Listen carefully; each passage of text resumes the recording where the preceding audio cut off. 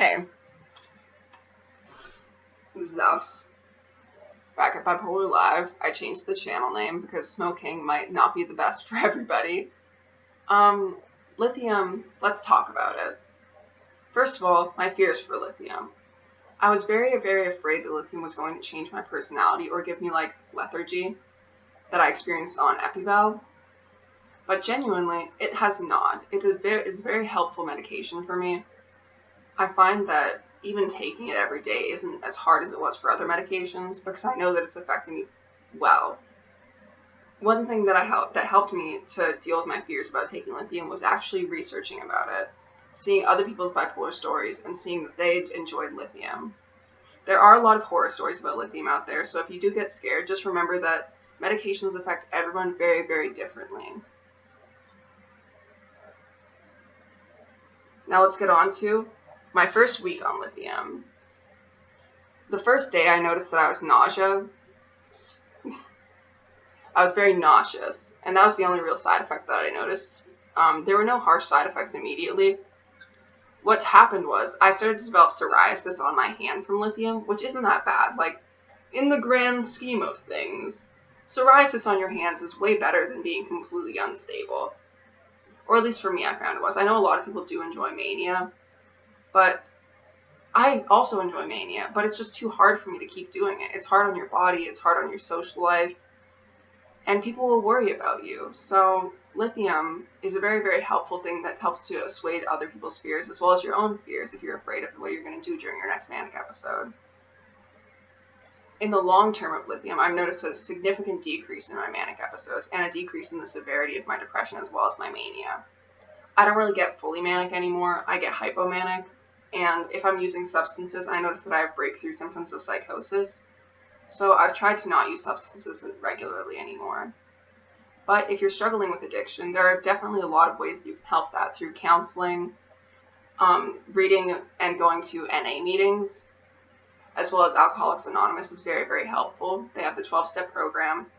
I would recommend going to those programs if you really are seeking recovery from your addiction, because addiction and bipolar often go hand in hand, and we all deserve a good life that's not influenced by substances if we so choose that. Another thing that I wanted to talk about was the long-term effects of lithium, how it damages your kidneys and liver.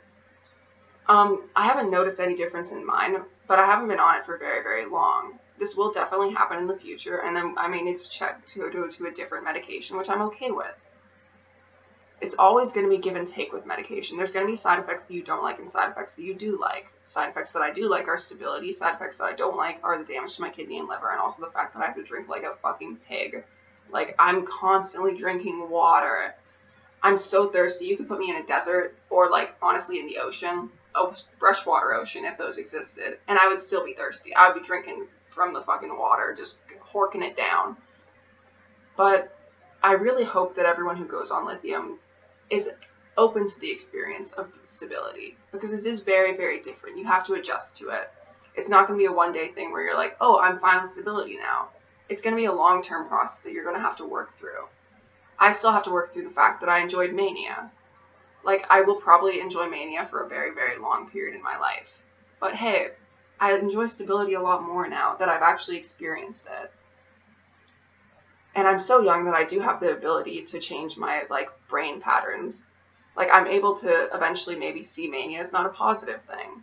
It feels very positive in the moment, but I need to remember the fact that there are adverse effects of mania. Namely being my fucking bank account.